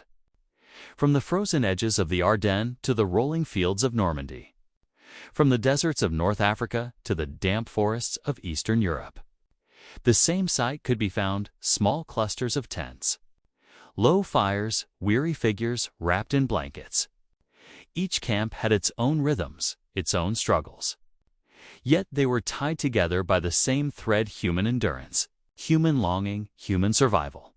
History books speak of battles, strategies, victories, and losses. But the quiet hours in between, those rarely written down, tell just as much about the human spirit. For here, in the stillness, we glimpse the fragility and resilience of life. You imagine the cook at the end of his long day. His apron is stained from flour and grease, his hands chapped from constant washing in cold water. He has spent hours stirring enormous pots of stew, carving loaves of bread into careful slices, ensuring that each man received his portion. He has worked not for glory, but for sustenance. And when the last soldier has eaten, when the last bowl has been set aside, he finally allows himself to sit down by the fire. What thoughts filled his mind in this quiet? Perhaps he thought of home, a kitchen that smelled of onions frying in butter, a mother or wife stirring a pot by the stove, a child tugging at his sleeve, asking when supper would be ready. Perhaps he thought of the fields of his childhood, of running through tall grass under skies unbroken by smoke. Or perhaps, too tired to think, he simply stared into the flames, letting them pull him into their slow dance until sleep overtook him. The fire crackles softly. The stars above remain unmoved, watching from their ancient places. You breathe deeply, feeling the cool night air fill your lungs, and you sense the connection that bridges past and present for countless soldiers and cooks. The night sky was their one constant something, familiar no matter how far from home they traveled. When everything else was uncertain, the stars remained. And so you wonder how many men lying in their tents after a long day gazed upward and thought the same thoughts you'd think now. Did they too feel the vastness of time stretching before them, the comfort of belonging to something greater? Did they sense that their lives, though small in the great sweep of history, mattered in ways that could not always be measured? The embers shift, sending a trail of sparks upward. Each spark glows brightly for an instant, then fades into the dark. It is like the story of a human life burning briefly, then vanishing into silence. And yet, even when the spark is gone, the warmth remains. That warmth lingers in memory, in story. In the quiet act of remembrance, you breathe slowly, letting your body relax as the thought settles. These men, these cooks and soldiers, are not forgotten. Their lives, their moments, still echo softly, like the fading sound of footsteps along a corridor. History may not always record their names, but it carries their presence in subtler ways in the food they prepared, in the comfort they gave, in the endurance they embodied.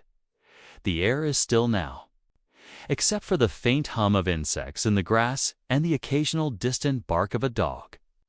Time itself feels suspended. You imagine how a soldier, finishing his ration and laying back, might have closed his eyes to this same soundscape, drifting into uneasy dreams. And yet, even in such dreams, there was safety in the small rituals, the meal at the end of the day, the quiet under the stars, the steady routine that gave order to chaos. Your own breathing falls into rhythm with this imagined scene. Inhale, exhale. The body settling, the mind softening. You feel yourself drawing closer to the men of the past, not through battle, but through silence, through the timeless act of resting after a long day. As the campfire dims further, shadows lengthen and blend into the night. The cook rises slowly, folding his apron, setting aside his tools. There is no applause, no recognition, only the knowledge that tomorrow he will do the same again. But in that moment, as he steps away from the fire and looks upward, he carries with him a quiet dignity, the kind that comes not from victory, but from service. And perhaps, as he gazed at the same stars above, he felt the same deep stillness you feel now. The sense that all things, no matter how loud or how chaotic, eventually find their way to silence. That silence does not erase, but heals. You let that thought sink in. The embers glow faintly. The night stretches endlessly. History fades into the softness of memory, and memory itself drifts into dream. The fire is nearly gone now. The camp is asleep. The world is wrapped in shadow, and you, too, feel yourself being drawn into that same quiet rest. The night is deeper now.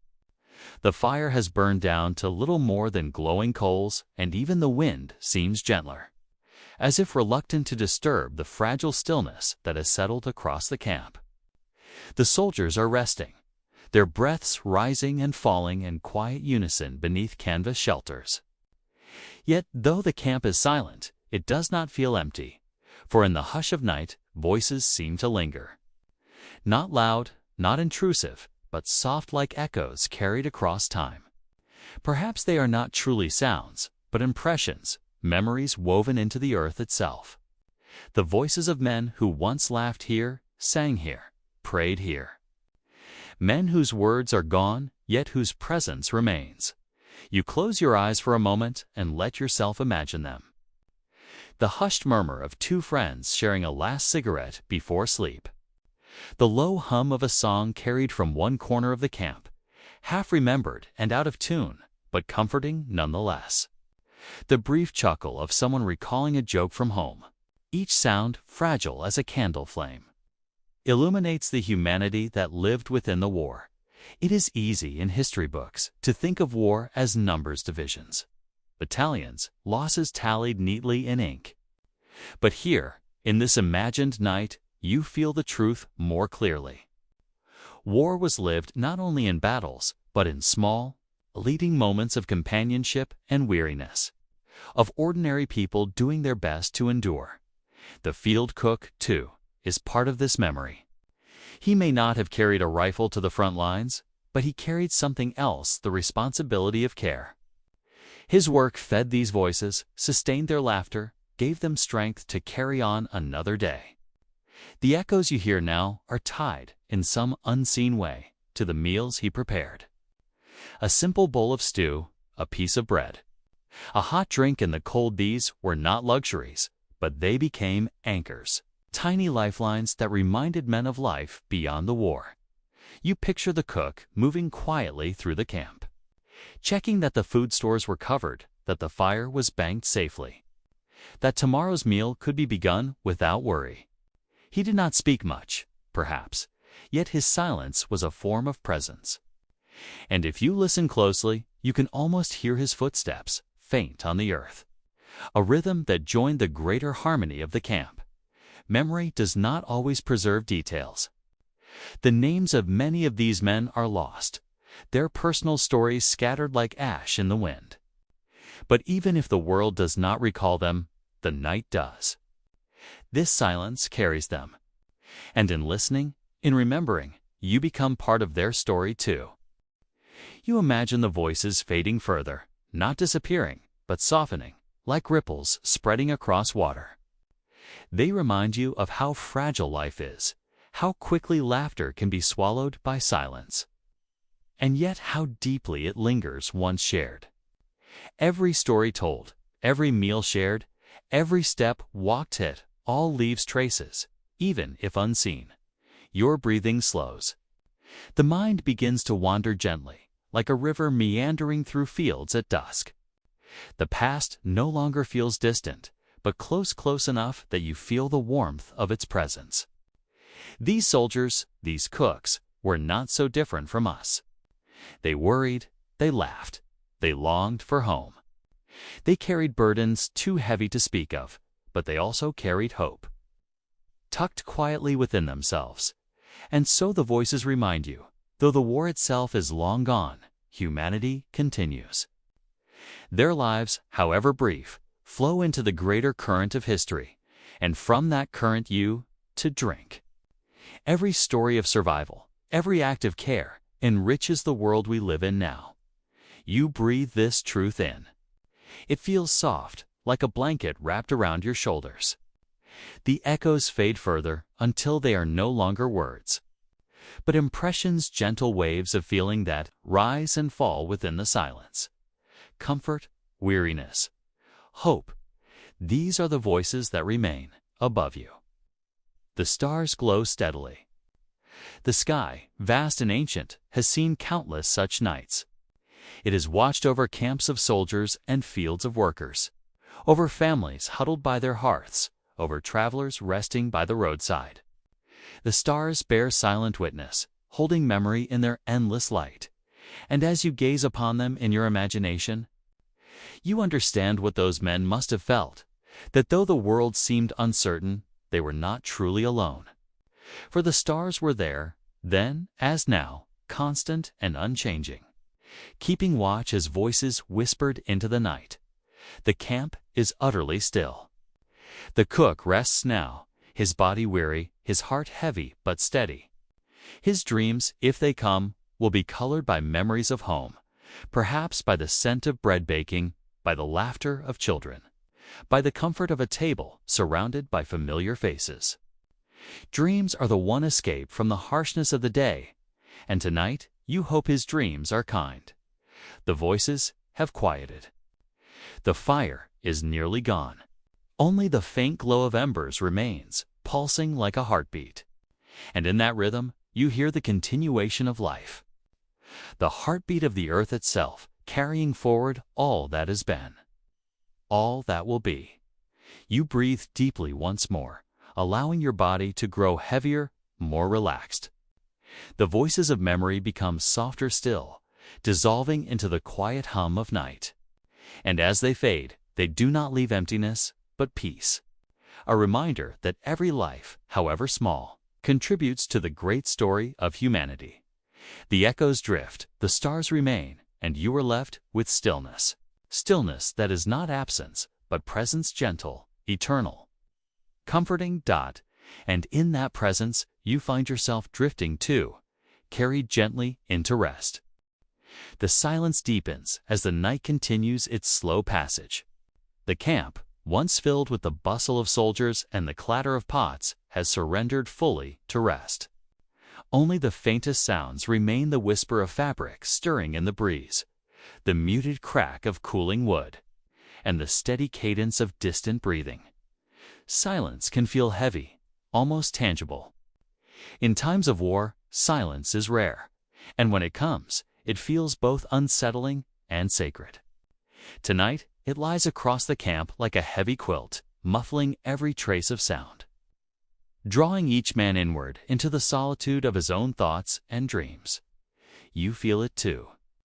As you imagine yourself here, the weight of silence presses gently, like the hush of snowfall on a winter night.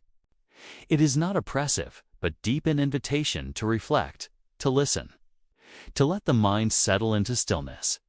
The field cook, lying upon his thin bedding, is aware of it. He has grown accustomed to noise, the rattle of wagons, the clink of utensils, The voices of men lined up for food. Silence is unusual. He turns slightly, listening, his senses sharpening not to detect danger, but simply to absorb the rare tranquility. For in this silence, he feels closer to something greater than himself.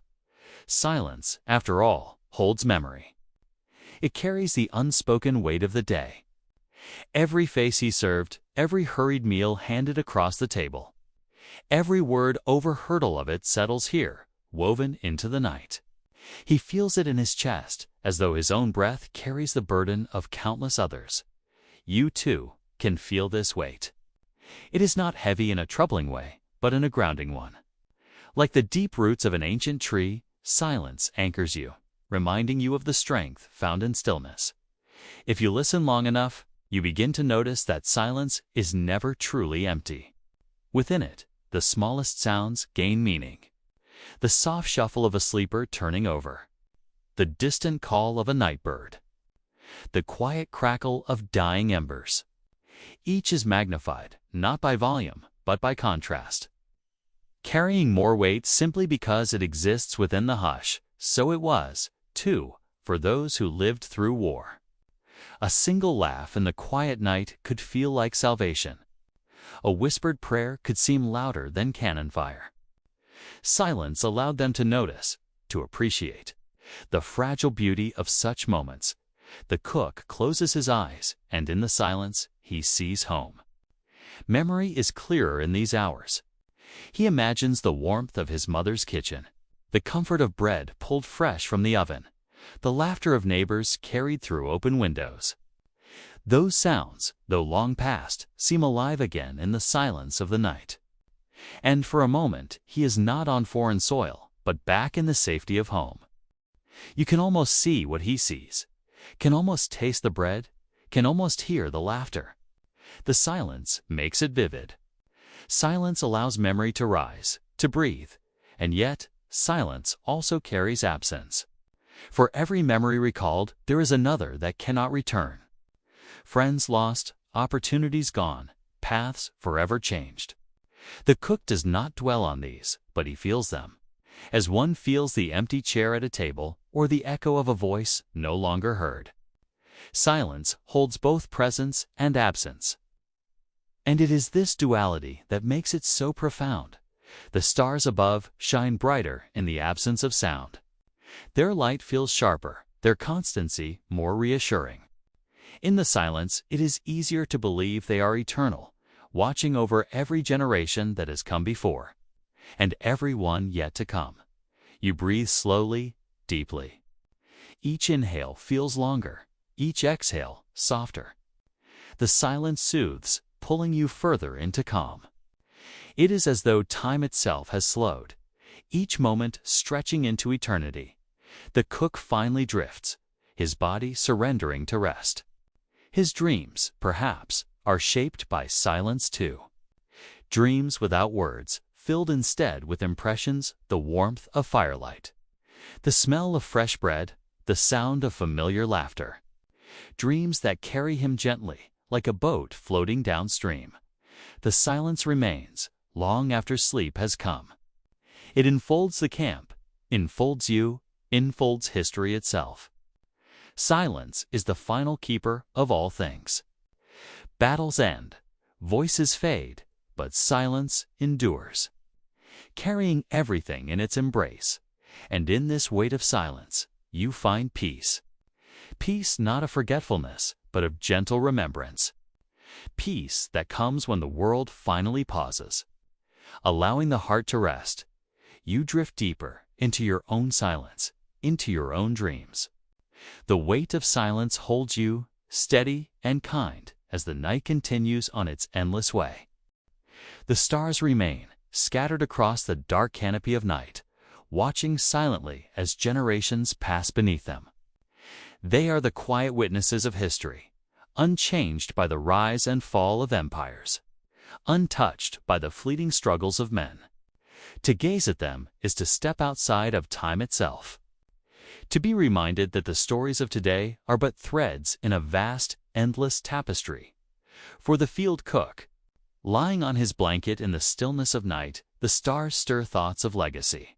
He wonders, as countless before him have wondered, whether his life will be remembered. Will his name be carried on in books, in stories, in monuments?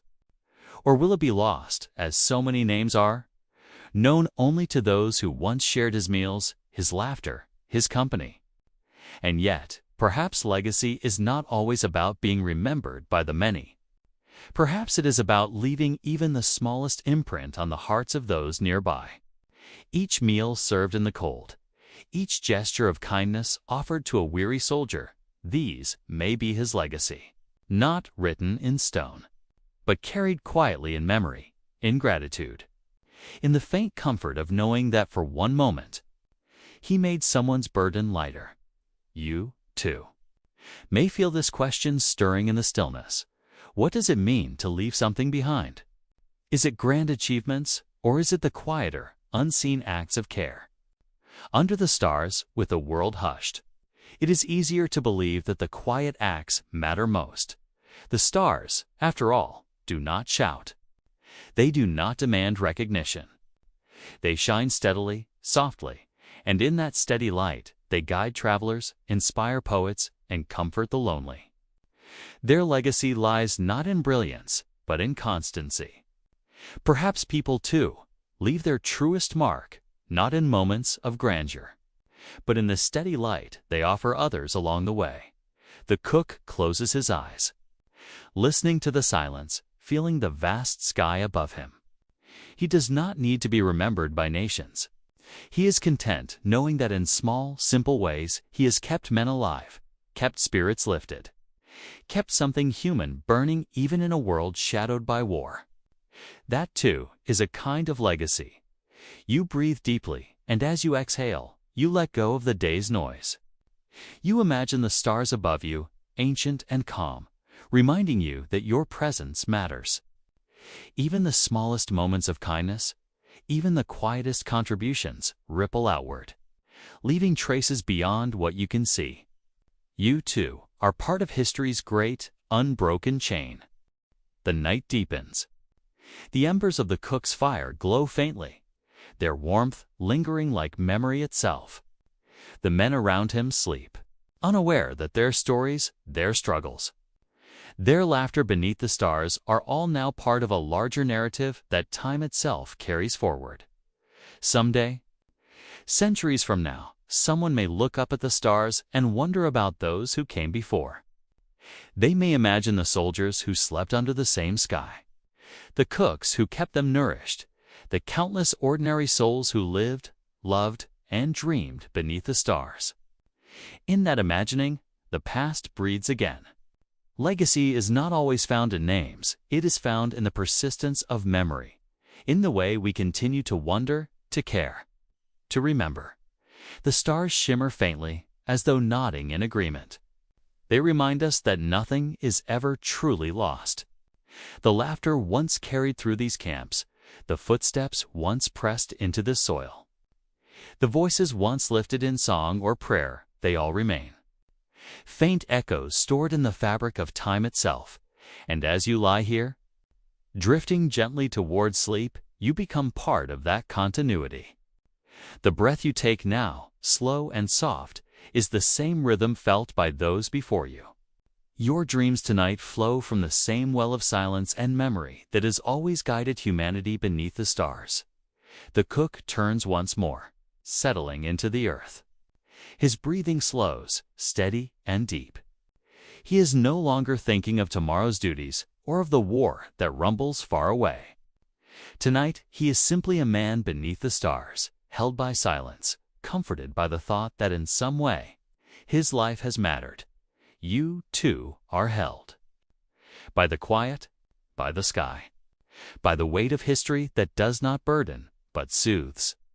For to reflect on the past is not always to feel sorrow. Sometimes it is to feel connected, to recognize that your story, too, is part of something vast and enduring. The stars remain. They will remain long after this night, long after these voices, long after the fire fades.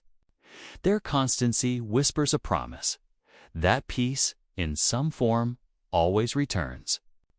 That silence will always follow noise. That rest will always follow struggle. And so, under this endless canopy, you find your own peace. You let the legacy of countless lives cradle you. You surrender to the silence, to the stars, to the soft embrace of history itself. The cook sleeps. The camp sleeps. The night continues unhurried. And you too, drift your breath slow, your body loose. Your mind cradled in the gentle expanse of time. The legacy of the moment is simple. Quiet, rest. And the reassurance that you are part of a story much larger than yourself. Beneath the stars, the story softens. Beneath the stars, you sleep. The journey is complete now. The footsteps you once followed have faded into the quiet earth, and the voices of soldiers and cooks, of bustling camps and watchful nights, have drifted into memory. The war has faded, the fire has dimmed, and the world around you has softened into a timeless hush. You are no longer standing among tents or listening to distant boots across the mud. You are no longer feeling the weight of heavy pots or hearing the clatter of spoons against tin. All of that is behind you now. It rests in history, where it belongs, and you are free to step away from it, free to drift into peace. Here, in this moment, you are safe. Here, in this moment, you are at ease. You have carried the story as far as it needed to go, and now you may release it. Allow your breath to guide you into the quiet. Inhale slowly, softly, without force. Then exhale even more slowly, letting each breath fall away like a gentle wave returning to the sea. With every rise and fall of the chest, the body begins to loosen. The shoulders soften, the chest opens, the jaw relaxes. Another gentle breath in, another long breath out, and the rhythm of rest settles into you. The city of history has faded into dreams. The field kitchen, the soldiers' laughter, the warmth of firelight, they all dissolve like mist touched by the morning sun. What remains is only quiet, a deep, soothing quiet. Imagine yourself lying on soft earth, but this time not in the chill of wartime. Instead, the night is warm, the sky above is clear, and the stars shine as though they have been waiting just for you. No burdens weigh you down here. No duties call your name. This space belongs only to you. Every breath slows the rhythm of the mind. Every exhale carries you deeper into stillness. The journey has brought you here to the edge of sleep. You have walked through history, listened to voices long gone, felt the weight of lives once lived, and now, at last, it all drifts into silence. You are free to let go of every image, every detail, every thought. Let them fall away softly, like autumn leaves carried by a gentle breeze. The body becomes heavier with each breath. The arms rest more deeply. The legs grow still. The head is supported, safe, quiet. There is nothing left to do, nothing left to carry, only rest. The night around you hums with peace. In the distance, you may imagine the soft rhythm of crickets or the faint hush of wind moving through trees. Overhead, the stars keep their eternal watch, a reminder of how small the noise of the world can seem beneath the sky. The cook has gone to sleep now. The soldiers rest. The fires are out. Even history itself closes its eyes, and you too are invited to follow. Your eyes soften, your breath drifts, your mind quiets. The story is complete, and you are safe. You are calm. You are deeply, deeply at peace. Allow yourself to sink now into that endless softness that waits beneath thought. There is no need to try, no need to hold on. You are simply floating, carried by silence, guided by breath, watched over by the same stars that have always been there. Inhale gently. Release even more gently. Breathe again and let go. The body knows how to rest. The mind knows how to drift. You do not need to lead it anywhere, simply follow. softly, into the quiet.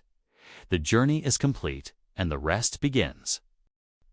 Now that the story has faded, let yourself drift even further inward. The night has wrapped around you like a gentle blanket, and there is nothing more required of you. All duties, all tasks, all responsibilities, set them down, as though placing heavy pots on the earth after a long day of labor. Feel the relief of release, the lightness that comes when you are no longer carrying anything. This is your moment of ease. As you lie here, notice the softness beneath you. It could be a bed, it could be earth, it could be the gentle waves of imagination, whatever feels most restful for you. Let the surface beneath you rise to meet your body, supporting you completely. Your back loosens, your shoulders melt downward, your arms grow heavy and warm. With every breath, you are more supported, more safe, more deeply at peace. Imagine that above you, the stars stretch across the sky in endless patterns. They have witnessed countless lives before yours: soldiers, cooks, wanderers, poets. They have seen every story rise and fade, and yet they shine on, steady and constant. Allow that constancy to comfort you. You are not alone beneath these stars. You are part of something vast, ancient, and eternal. Their light soothes you, steady and calm, as though each flickering point whispers, "You are safe. You are home. You may rest now." Your breathing slows. Inhale softly. Exhale gently. Each breath is a tide pulling you deeper into the sea of sleep. Perhaps you imagine yourself lying near a quiet riverbank. The water flowing slowly, moonlight shimmering across its surface. The air is cool, carrying the faint scent of earth and grass. Insects hum faintly, and the world around you is hushed, waiting. You feel yourself sinking into the stillness, as if the river's rhythm and your breath are one. Allow your thoughts to grow lighter now, as though they are clouds drifting across the sky. They appear, they pass, they dissolve. You need not follow them. You need not hold them. You can simply rest beneath the stars, letting the mind grow spacious and quiet. There is nothing to fix, nothing to decide, nothing to change. There is only this moment of rest. Even the story you have followed tonight, the cook, the soldiers, the field, the fire becomes softer now. Their shapes blur, their voices hush, and they too drift into the silence of sleep. You may carry with you the gentle lesson of their resilience, the memory of their lives, but even that can fade now. It has done its work. It has brought you here, to peace. Your body feels heavy and light all at once. Heavy with comfort, light with release. Your eyelids are soft, your breath steady, your heart calm. You are drifting between waking and dreaming, floating on the edge of a sea of rest. Allow yourself to let go more and more deeply with each exhale. Feel the surrender, the ease, the quiet. The stars above keep watch. The river flows gently. The world is still, and you too are still. The time for waking thoughts is over, and the time for rest has come. You are safe. You are calm. You are drifting now into the deep, peaceful waters of sleep. The night has deepened, and silence surrounds you like a cocoon. The last traces of history have melted away, and what remains is only stillness, only rest. The journey you began has ended, and now you float in the soft embrace of sleep. There is no need to return, no need to open your eyes. This is where you belong, here in quiet, here in peace. Imagine yourself lying in a gentle meadow beneath the stars. The grass is soft, the air cool, and the night sky is endless. You can hear the faintest sound of wind moving through tall grass, a rhythm as steady as your breath. Each exhale carries you deeper into relaxation. Each inhale fills you with calm. There is nothing to disturb you here, nothing to break the silence. Time has slowed, and only rest remains. The body has released its tension. The shoulders are loose, the arms heavy, the legs still. Even the face softens, the eyes heavy, the jaw unclenched. Your breath carries you like a lullaby, slow and steady, soothing and calm. You may even feel as though you are gently rocking, as though cradled by the night itself, safe, protected, at peace now. Repeat to yourself in thought, like a gentle mantra, the journey is complete. The story is done. I am safe. I am calm. I am at peace. Each repetition slows the mind, lulls the body, and opens the doorway into dreams. Again, I am safe. I am calm. I am at peace. With these words, the last of the waking world slips away. If you choose, imagine the cook yourself in another time closing their eyes by the dying fire, wrapped in a blanket, listening to the quiet hum of the night. They, too, drift into rest, no longer burdened, no longer weary, but free. And as they fade into slumber, so do you. The stars shine gently above, a reminder that while history may pass, peace remains. The earth holds you. The night cradles you. And sleep carries you. You are safe. You are calm. You are deeply at peace. Breathe in. Release. Breathe in again. Release. Allow the rhythm to carry you away, softer and softer, until you no longer notice the breath. No longer notice the words. No longer notice anything but the quiet. You are floating now, deeper and deeper, drifting on the tide of sleep. The journey is complete. The city fades into dreams. You are safe. You are calm. You are deeply, deeply at peace. And now, rest.